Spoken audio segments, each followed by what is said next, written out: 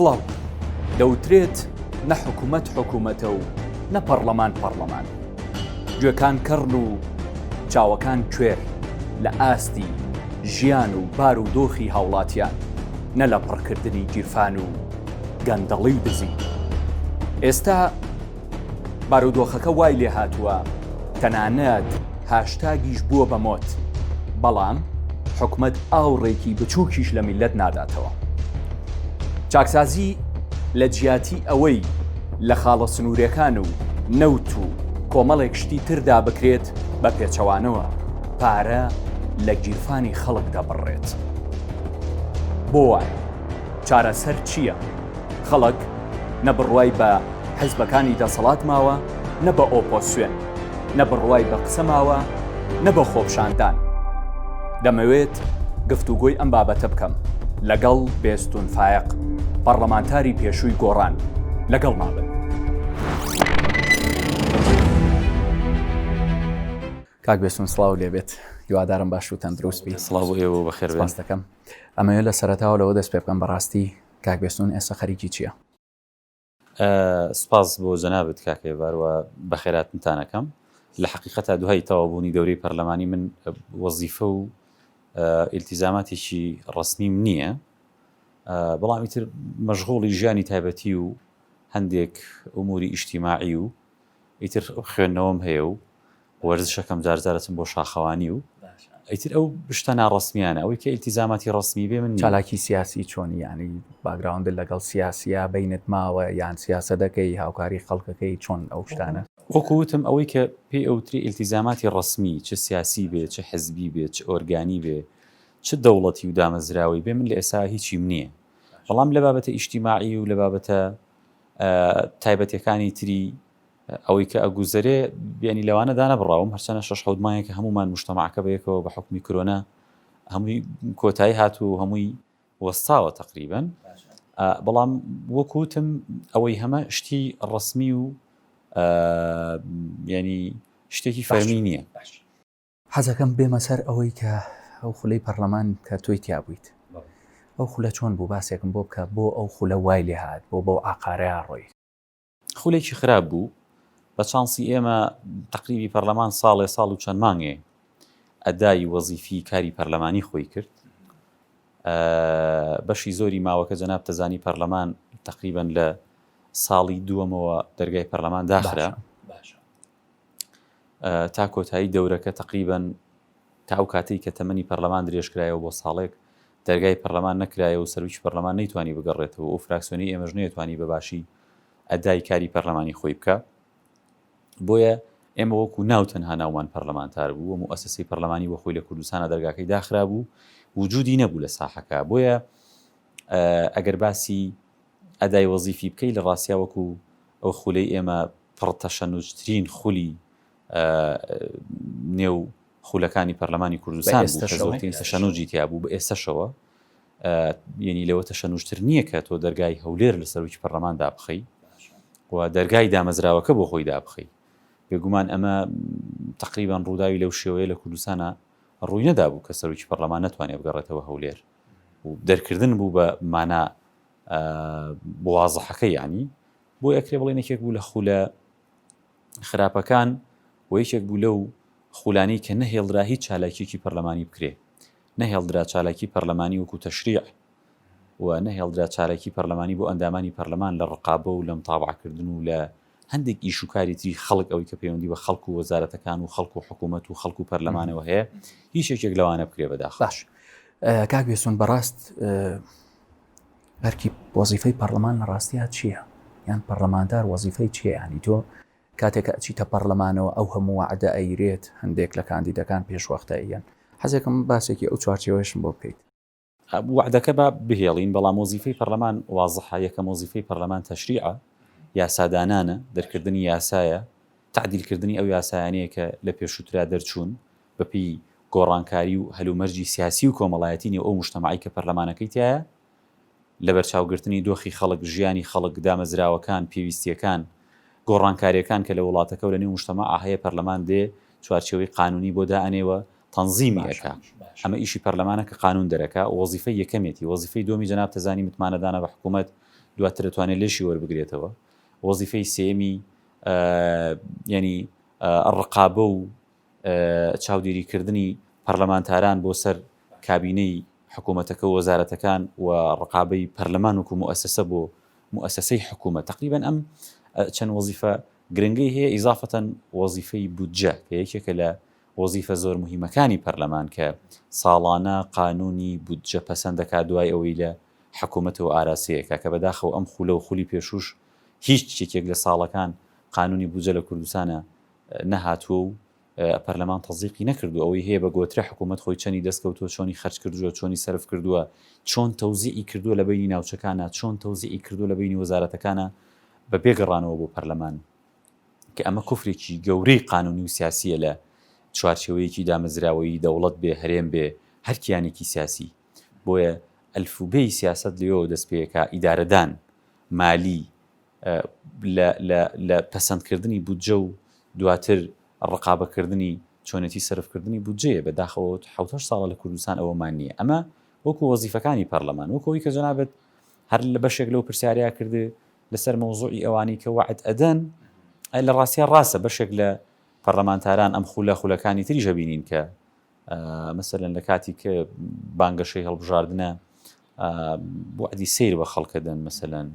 یان تەنانەت ئێسەش لە کاتی پەرلەمانە لەم دەورەیە یان دەورەکانی پێشووتریش پەرلەمانتار قسەکە وعدەدا ئەڵێ شتەکەی نەچینە ئەچنە ناو خەڵکەوە مەسەن وعدی هەنێ شت ئەدەن لە دەرەوەی توانا و دەسەڵات و ئیرادەی مؤسسەی بۆ نمونەچی مەسەلەن من پەرلەمانتارم بینیوە وعدی تەعینکردنی خەڵکی داوە لە کاتێکا تەعینکردنی خەڵک بە فەردی چوزانم یانی ئەمە حکوومەتیش نابێ بۆ خۆی بەو گۆترەیە بیکە ئەگەر بە پێویستی و بەوانە نەبێ. مەسەلەن یعنی وعدی جۆرا و جۆر دراوە کە مەسەلەن وعدی چۆنێتی ڕێکخستنەوەی دەوام مەسەلەن زیادکردنی دەوام کەمکردنی دەوام هاڵ و گۆڕکردنی هەندێک ئیش کە ئەمانە ئیشی تەنفیزین لە چوارچێوەی کارەکانی حکوومەت هەنکاری پەرلەمانین. ینی مەبەستمە بوو بەعام یعنی ئەوەی کە تۆ پرسید وعد و وعودی وا ئەدرێ لە دەرەوەی دەسەڵاتی کارکتەری پەرلەمان و مؤسسەی پەرلەمانی. ئێستا ئەو وعد و وعودانە هەیە کە خۆت باسیەکەی ئەوەی کە دەوترێت دوور و نزیک تقریبا هەڵبژاردننی نوێی عێراق لە 6/6/2021 بڕیارە بکرێت. خەڵکەیە بۆ ئەوە خۆی ئەوەبەسم لە کاتی فتری ئیعلانکردنی کاندیدەکان ئەوەی کە هەندێک لە ئێستا خۆی ئامادە ئەکرێت چکە ئینتخاباتەکانی کراون و دەنگدەریش تەرکیزی لەسەر ئەو جۆرە کاندیدانەیە کە زیاترین دەرکەوتنیان هەیە مەسەلەن جم و جۆڵیان هەیە یان هەندێک جار توندن بۆیە بێگومان لە ئێستا ئەکرێت درکی پێ بکەین. بەڵام بەگشتی مەبەسم لە فتری کاندید بوونە لە فتری بانگەشەی هەڵبژاردن کە مانگێکە 20 ڕۆژە کەمترە زیاترەوەی کە کۆمیسیۆن لە عێراقیان لە کوردستان تهدیدەکە لەو فترەیە کە جەنابەت پرسید لەوێ یعنی هەندێک جار هەنێ وعد و ئەوانە ئەدرێ کە لە بنەڕەتا ئیشی پەرلەمانتار و ئیشی مؤسسەی پەرلەمانی نییە. باشە شتێک لە قسەکانت باست کرد وتت من بەڕاستی ئیشی پەرلەمانتار و پەرلەمان چییە؟ ئەو ئیشانەی کە پەرلەمانتار و پەرلەمان هەیەتی ئێوە بۆ نەتان کرد. ئێمە هیچمان پێ نەکرا بەداخەوە ئێمە وەکوتم پێش هەموو شت طبعا دۆخی پەرلەمان لە کوردستانە جەناب تەزانی مؤسسەی پەرلەمان لە دواوەی هەموو مؤسسەکانەوەی ڕۆڵی یەکەم لە کوردستانە ئەکری ئێمە یەک پێناسە بۆ هەرێمی کوردستان بکەین کاکەیبار لە کوردستانە ئێمە نیزاممان نییە دەسەڵاتمان نییە ئێمە هێزمان هەیە ئەوەی کە تەحکومەکە لە کوردستانە هێزەکانیش بریتین لە حیزبە سیاسی باڵادەستەکان بە تایبەتێکی و پارتی ئەمانە سوڵتەیان هەیە ئەمانە لە پشتی پەرلەمانەوە بخۆیان لە پەرلەمان گەورەترن لە پشتی حکوومەتەوە لە حکوومەت گەورەترن لە پشتی دامەزراوەکانەوە لە هەموو شت گەورەترن لە کوردستانە بۆیە لە پێش هەموویەوە بۆ خۆی پەرلەمان ڕۆڵی لێ زەوت کراوە و خۆیشی لاوازە سیراعەکانی ناو پەرلەمان ئەو ململانێت توندەی نو حزبەکان کە ئەچێتە نێو پەرلەمانەوە ئەمانە هەموو واکەن کە پەرلەمان نەتوانێت ڕۆڵی وردی پەرلەمانی خۆی ئەدا بکە ئەمە بەشێکی بەشە گرنگەکەی دەورەکەی ئێمە ئەوە بوو کە بەداخەوە لە دەورەی ئێمەیە دەرگای پەرلەمان داخرا پارتی دیموکراتی کوردستان لەسەر مۆزوعی یاسای سەرۆکایەتی هەرێمی کوردستان کە ئەو کات بەرەیەک لە پەرلەمانە دروست بوو گۆڕان یەکێتی و کۆمەڵ و یەکگرتوش تا هەندێک بۆ تعدیلکردنی قانونی سەرۆکایەتی هەرێمی کوردستانی ئەو کات پارتی ئەمەی پێقبوڵ نەکرا و دەرگای پەرلەمانی داخست ئەو دەرگا داخستنی پەرلەمان تقریبا بەشی زۆری تەمەنی ئەو خولی پەرلەمان درێژەی کێشاوە پەرلەمان نەتوانی لیژنەکانی کۆ بێتەوە، نەتوانی خۆی کۆ بێتەوە، قانونێک دەرکاوە، پەرلەمانتارەکانیش توانیان لە هەولێر کۆنتاکتی بینی خەڵک و وەزارەتەکان حکوومەت و پەرلەمان وەکو خۆی جێبەجێ بکەن. بۆیە وەکو وەزیفە خولەکەی ئێمە ڕێگەی وەزیفەی لێگرا و نەیتوانی بە هیچ جۆرێک ئەدای وەزیفەی خۆی بکە. هەر ئەمە بوو ئەوەی کە من بیستم دوجار پەشیمان بوویتەوە لەوەی کە بووی بە پەرلەمانتار، نەک هەرمە لەو دەورەی کێشەکە فشاری حیزبی بوو یاخود فشاری حکومی پەیوەندی بە توانای خودی حزب ینی پەیوەندی بە حزبەوە نەبوو، توانای خودیش نە، پەیوەندی بەوە هەبوو. ئێمە ئەو دەورەیەمان هەمومان تقریبەن بێزار بووین، بەوانشمان کە معارەزە بووین و ڕاو نرابووین و نیان ڕابچینە هەولێر، بەوانشی کە لەناو هەولێرا بوونانی خۆ پارتەکانیش مثلەن هەموو دڵیان بەوە ئەکرد هیچت پێ نەئەکرات و بەس تەنها بەناو ئێمە ئەندامی پەرلەمان بووین، دەرگای پەرلەمانەکە داخرا بوو. کەواتە بێ ئەهمیەتکردنی پەرلەمانی ینی بۆ 100% بێ ئەهمیەتکردنی پەرلەمانە. جا لەبەرەوە ئەوە من هەر من نایانی بەشی زۆری پەرلەمانتارەکان پەشیمان بووین، نەمانەزانی چی بکەین، ڕووزەردی دەنگدەرەکانمان بووبووین، خەڵک زەختی لێ ئەکردین، خەڵک دەنگی دابی بە ئێمە و حەقی خۆشی بوو، ئێمە هیچمان پێ ناکرا و ڕێگای وەزیفەکەمان لێ داخراوە و دەرگای دامەزراوەکەمان لێ داخراوە لەکوێ دانیشین، لەکوێ ئیش بکەین، چی بکەین. ئەمە طبعا لەناو کەوانەیەکە خۆشمان بێدەسەڵات بووین، دەبوو کەسمان بە هەموو پەرلەمانتارەکانەوە قبول نەکەین. ئەو تەمەنی کە ئێمە تایە پەرلەمانتاری ناوە بۆ دۆخەی ببرێ بەداخەوە کەسمان هیچمان پێ نەکرا، پەرلەمانتارەکانیش بۆ خۆمان لاواز بووین، ئەی بۆ قبولتان کرد نەکرا، بریا قبول نەکرایە. هەموو پەرلەمانتارەکان ڕێگەی هەولێریان بگرتایەتە بەرەو بچونایەتە ناو پەرلەمانەوە و بە سەرۆکی پەرلەمانیشەوە بەداخەوە تێپەڕی و ڕۆشت. بۆیە بە هەموو ئەمانە وایان کرد کە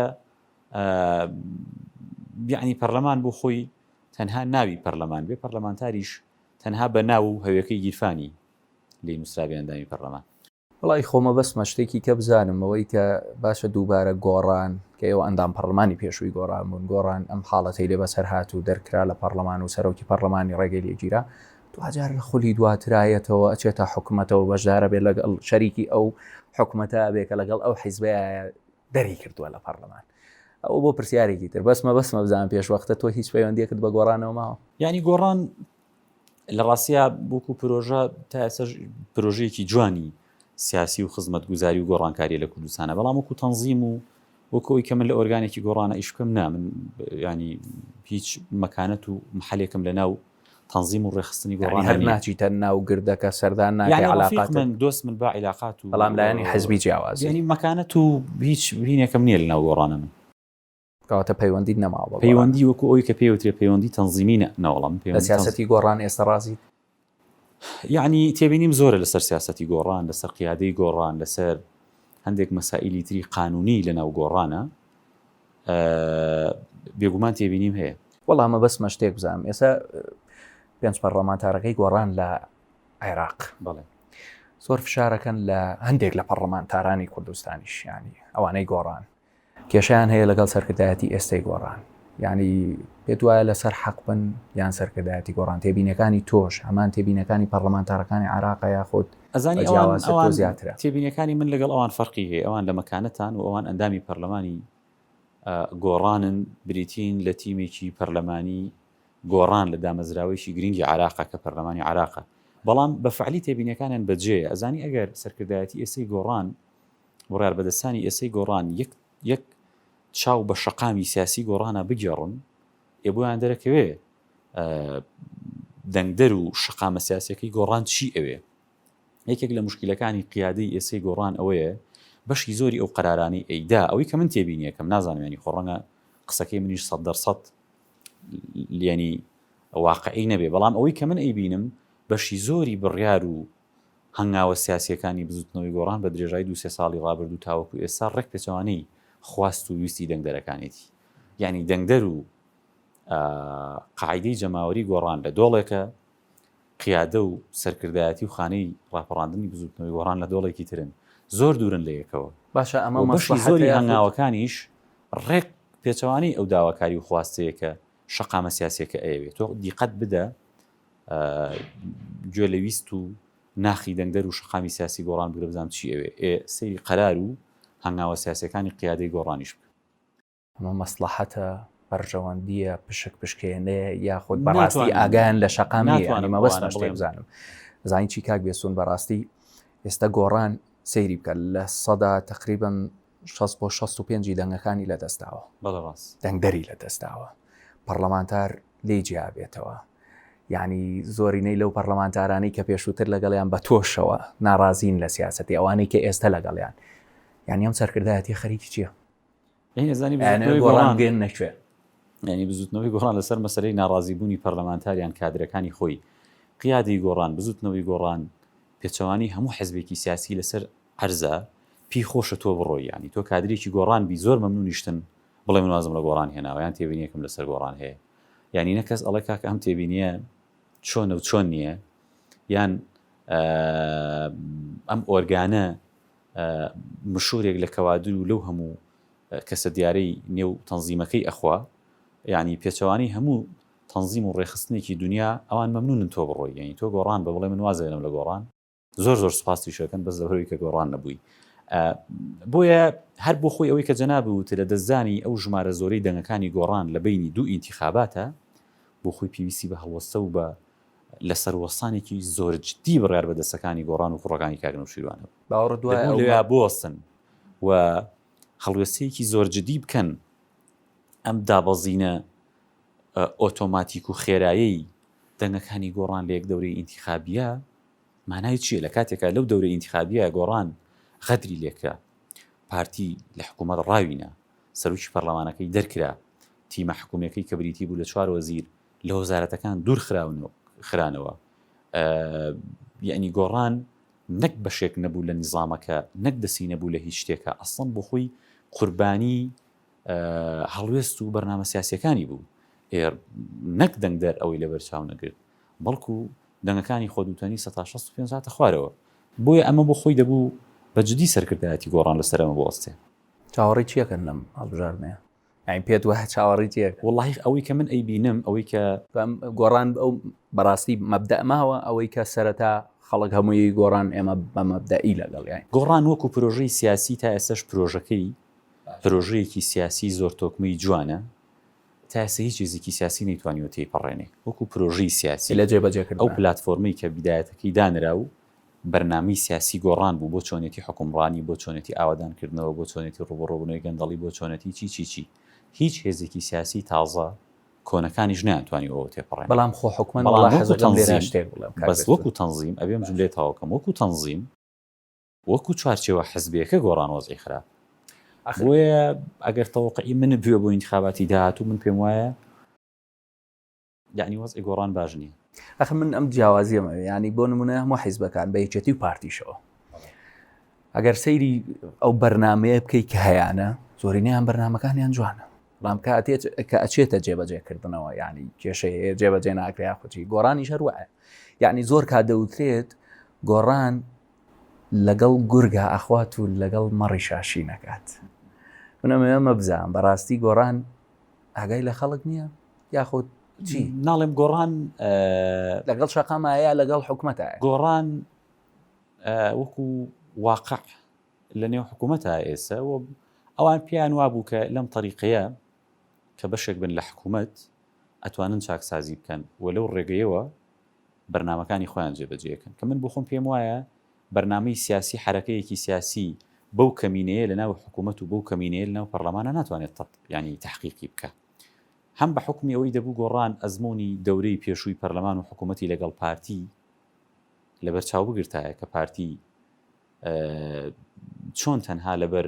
هەنگاوێکی قانونی کاری پەرلەمانی هەموو وەزیفەکانی لە گۆڕان وەرگرتەوە و چۆن پارتی لە نێو حکوومەت و پەرلەمانیشا چی خۆی بیەوێ ئەوە جێبەجێەکە دەبوو ئەمەیان لەبەر چاو بگرتایەوە. من تەمە ناکەمم 2-3 ساڵی ماوە ئەوەی گۆڕان ئەوێ بوو چەند وەزیرە لە حکوومەت بیکە، بەڵام ئەمە بۆ خۆی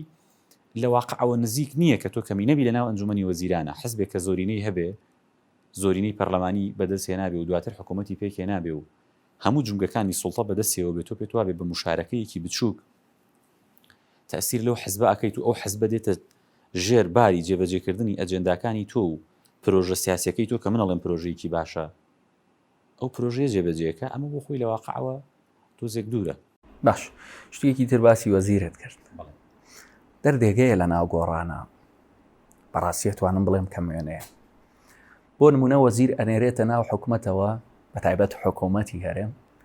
بە گۆڕانی ئەینێرێ لەو سەرەوە بە پارتیەتی بۆیەتەوە باشە پەرلەمانتار ئەنێرێت بە هەمان جۆر. ئەمە کێشەکە لەوەیە کە نەوشیران مستەفا نەیتوانیوە کارەکتەر دروستکات، یاخود کێشەکە لە شەخسەکانەوەیە، یاخود بەڕاستی کوڕەکانی نەوشیران مستەفا و بەرپرسانی ئێستای گۆڕان ئەم واقعە هەموویستی ئەوانی کە زەن هەبووتە هەموویەتی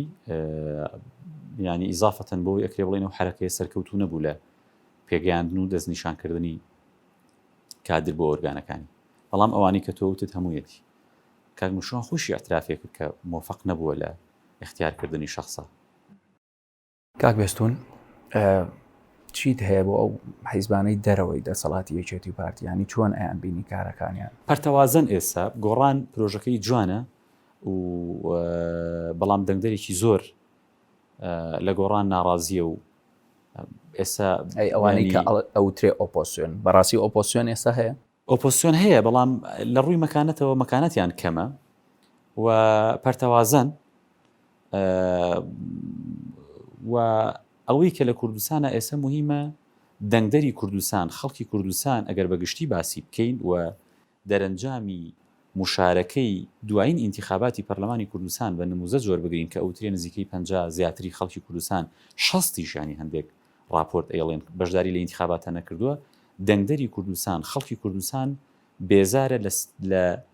ئەنزیمەی سیاسی لە کوردستانە، بێزارە لە هەموو حزب سیاسیەکان، بێزارە لە هەموو کاراکتەرێکی سیاسی و ئەو نیگەرانی ئێستای خەڵکی کوردستان بە جۆرێکە کە هەموو حزب سیاسیەکان وەکو یەک ڕەتەکاتەوە. ینی بەشداری نەکردنی ئەو نسبەتە زۆرەی خەڵکی کوردستان لە عملی سیاسی کە ئینتیخاباتە و لە ئینتیخاباتەوە مشارەکەی سیاسی دەست پێکا بۆ هاوڵاتی بۆ خەڵک لە ڕاستیە واضحەکە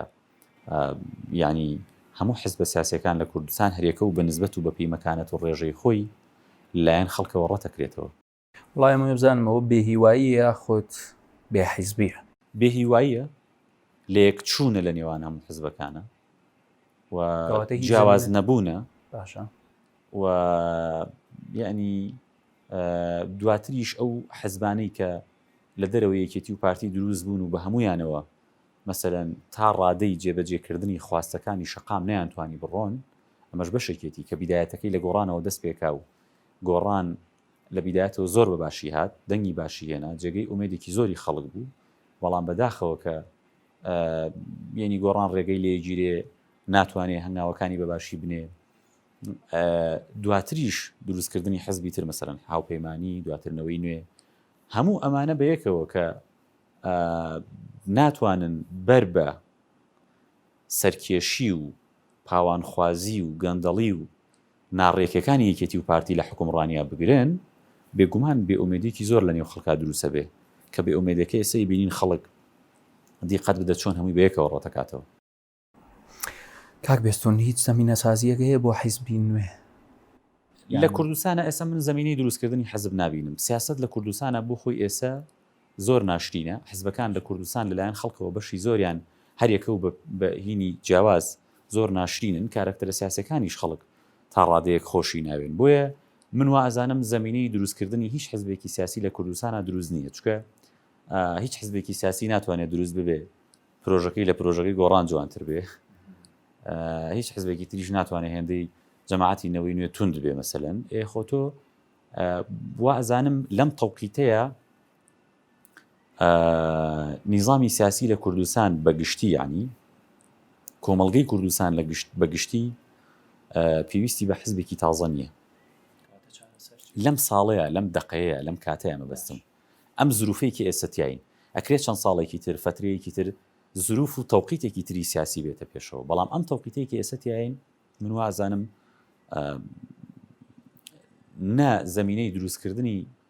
هەیە لە کوردستان و نە هیچ هێزێکی تازە شتوانێ ئیزافەیەک لە ئیزافە بخاتە سەر مەسەلەن هەنگاوەکانی گۆڕان. بۆ نمونە باش هەمومان هەر قساکەین دەوترێت هەڵوێستەکانی تەنانەت تۆشت حتا لە کاتی پەرلەمانتاریشدا تەنیا قسەی فەیسبوک بووە. کێشەکە لەوەیە هەمووی قساکە، ئەم قسەیە چییە؟ یعنی قسە هیچی پێ ئەگرێت ڕاستە قسە، یعنی منیش ئەگەر هاوڵاتیکی ئاسایش بم هەر قسە ئەەکەم پەرلەمانتارێکیش ئێمە قسەمانە کرد لە دەورەکەی بەڵام ئێمە هیچمان بەدەستەوە نەمابوو تەنها قسە بوو ئێمە مینبەری پەرلەمانمان لێ داخرابوو تەنانەت دەرگای هەولێریشمان لێ داخرابوو بۆیە ناچار بووین مخاتەبەی خەڵک و دەنگدەرەکانمان لە ڕێگەی قسەوە بکەین قسە بۆ خۆی مهمە کارکتەری سیاسی بەردەوام قسە بکا بۆ ئەوەی خەڵک ئاگای لە جم و جۆڵەکانی بێ و من وا ئەزانم قسەکردن و مەسەلەن گەیاندنی پەیام پردێکە لە بینی خەڵک و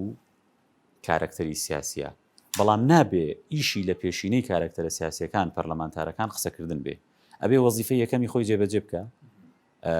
ئەدای وەزیفی پەرلەمانی خۆی لە ناو جەرسەکانی پەرلەمان لە ناو لیژنەکان لە شتەکانی ترا بکە بەڵام دواتر حەقی خۆشێتی خۆ ڕوونکردنەوە لەسەر ئەو هەنگاوانەی خۆی بە دەنگدەر و بە خەڵک ئەوە بکە بەڵام بەڕاستی ئێستا لە کوردستانە قسەجێ هیچ ناگرێ و هەمومان هەر قساکەین و قسە هیچ لە دۆخی خەڵک ناگۆڕێ قسە تا ئەو شوێنە باشە کە ئەبێتە کەمپین وردە لە کوردستانە خەریکە هەندێک جار قسە هەندێک جم و جۆڵی کارکتەر کەمپینێکی گەوری فراوان بە دوای خۆیان ئێنێ ئەتوانێت بربەدیاردەیە بگرێ هەمان بووە مەسەلەن ئەگەر دیقەتدا بێ لەم ماوانەی ڕابردووە بڵێ ئەوانە مهمن بەڵام زۆرکردنی قسە یان قسەکردن بە جۆرێک بێ کە بکرێ بە وەزیفە و بە ئیشی یەکەم ئەمەیان بخۆی خراپ چکە بەشێک لە خەڵکەڵێ وای لێ هاتووە وەزعەکە یعنی ئەو هەموو قسەیەکەی تر خەڵک خاڵیە بێتەوە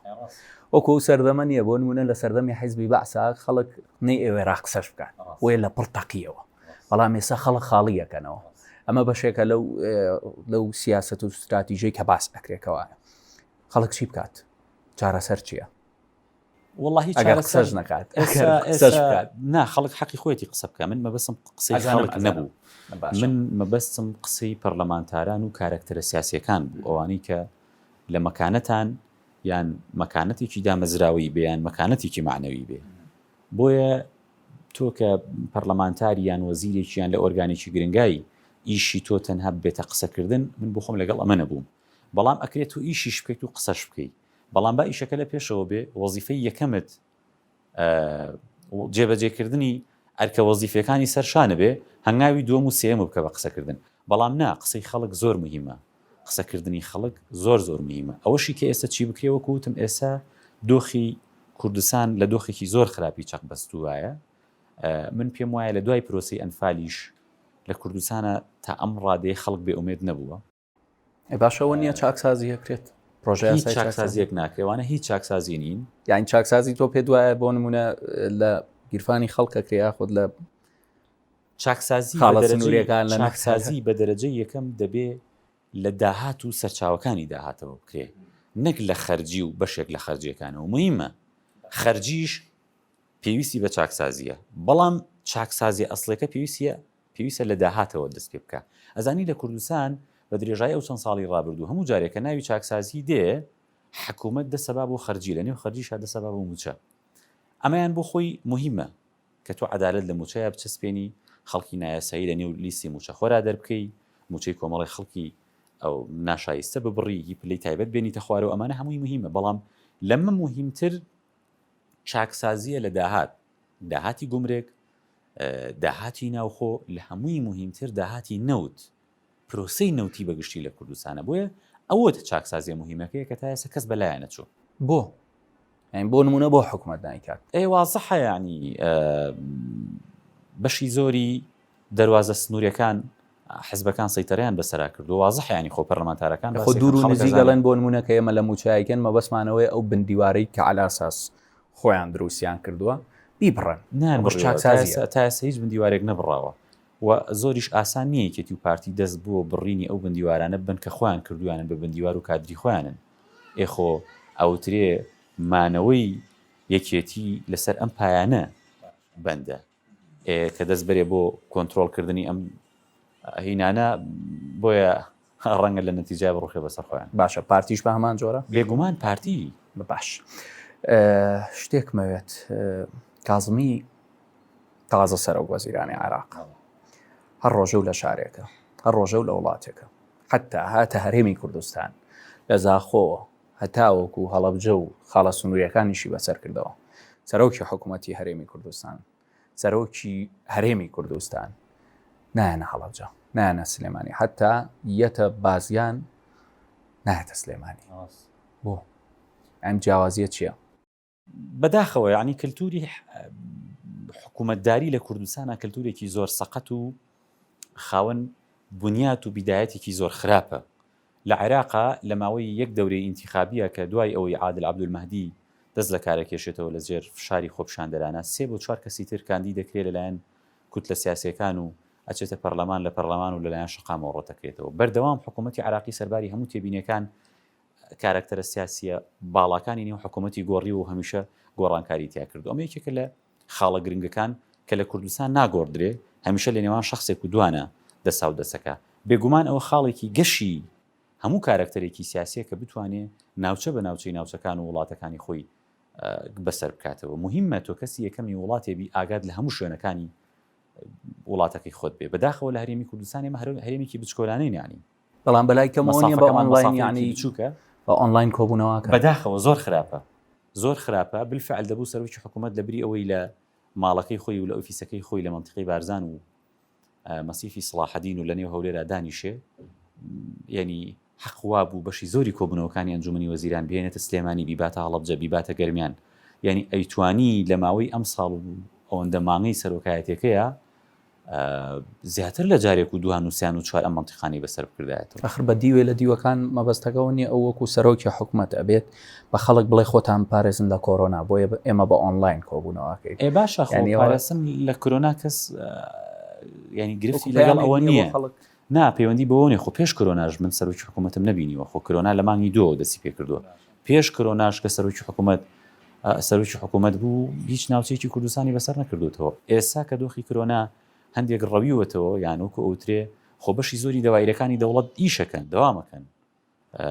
دامەزراوەکان وەزارەتەکان وەزیرەکانە بینین ئەگەڕێن خۆی خۆگە قەرار وایە کۆرۆنا بۆ سەرۆکی حکوومەت خەتەر بێ، خۆ بۆ وەزیرەکانیش خەتەرە، بۆ پەرلەمانتارەکانیش خەتەرە. بەڵام من وەزیرە بینیم ئەگەڕێ مەسەلەن لە شار و شارۆچکەکانە، یعنی دەبوو سەرۆکی حکوومەتیش ئەمە بکە، یەک بۆ ئەوەی ئاسەواری دوو ئیدارەیی و ناوچە و ناوچەگەرێتی لە کوردستانە بسڕێتەوە، 2 سەڵمێنێک ئەو سەرۆکی حکوومەتی هەموو منتیقەکانی کوردستانە، 3 لە ڕاستیە ئیشی حکوومەت و ئیشی دامەزراوەی بەشێکی ئیشێکی ئۆفیسی و نووسرا و ئەوەیە کە پێی ئەوترێ لە چوارچێەوەی مێزێک و کۆمپیوتەرێکایە، بەشە گرنگەکەی مەیدانی و بەسەرکردنەوە و جموجۆڵە. باش شتێکی کە زۆر گرنگە لەلام وەکو دواپرسیار لێتەکەم حتمما وەختی خۆی کە پەرلەمانتار بووی ڕسمێکرد لەسەر فەیسبووکەکەت داناوە گەنجێکی کووردە شەق لە دەرگا ئايات ئەیشکێنێت بۆ خێزانێک، یعنی خێزانەکەش کە کورد نین عەرەبن، ینی پێ دوایە نەک عەرەبن کورد نین، بەڵام گەنجەکە کووردە. تۆ وەکو گەرمیانیەک پشگیریت کردووە کە وتوتە ئەمە کارێکی باشە، پێ دوانی ئەمە کارێکی ڕەگەزپەرستیە یاخود کێشەی نەتەوەی دروست نەگەیشتم ڕستمەکە من دامناوە بەڵێ لە فەیسبووکی خۆتەوە ئەڵێم ینی وەکو سەپۆرتێکی ئەو گەنجەی کە و دەرگایە ئەشکێنێت و لە عیلەیەک خێزانێک کە کورد نین پێم وایە پەیوەندی بەو ئاڵۆزیانی دووس خورماتووە هەیە. من بخۆم بڕوان بە ڕەگەزپەرستی نیە، جەناب تەزانی من بەشی زۆری کە سوکارەکەم لە شاڵاوی ئەنفالاتیا چوون و بەدەستی بەعز کوژراون، بەڵام بڕاب کە قەت ئەوە بە مێشکمان نەهاتووە کە من کەسێکی ڕەگەزپەرست بم. من پێم وایە ئینسان کە نەک پێم وایە هەر خۆی وایە، یعنی ئەو قسەی من نییە، ئینسان کە لە دایک ئەبێ خوا خەڵقی ئەکا ببێنێتەوە و ببێ ئاین و ببێ زمان و ببێ مەزهب و ببێ هیچ شتێک لە دایکە بێ. ئەمە بۆ مانایەنەیە کە تۆ نەتەوە و نیشتیمان و سنوورەکەی خۆتە خۆش نوێنە، بەڵام من بڕاب کە نەڕەگەزپەرستم و نەقەومیەکەم وەکەوەی کە ئەوترێ تا ڕادەی توندبوون، ئەوە پەیوەندی بە شەڕێکەوە هەیە کە لە دووس خورمات و لە بینی پێکاتەکانە ڕووی داوە و تەعدا لە ماڵێکی کورد ئەکرێ. پێم وایە ئەوەیە، یعنی وەکو پشتیوانیەک لە ئەو ماڵی کە غەدرێکی لێکراوە ئەو وێنێ دانراوە، ئەگەر ناوەکو ئەوی کە بێگومان من نەتەوەی خۆمم خۆشەوێ، وڵاتی خۆمم خۆشەوێ، زمانی خۆمم خۆشەوێ، پابندم بە کللتوری خۆمەوە، پابندم بە دینی خۆمەوە، بەڵام تا ئەو ڕادەیە کە بگاتە مەسەلەی تۆندڕەوی لە پیادەکردنی نیشتیمان دۆستیە منەوە ڕەتەکەمەوە. بێستون فایق پەرلەمانتاری پێشووی گۆڕان، سپاس بۆ تۆ. زۆر سپاس، بەخێر بێ.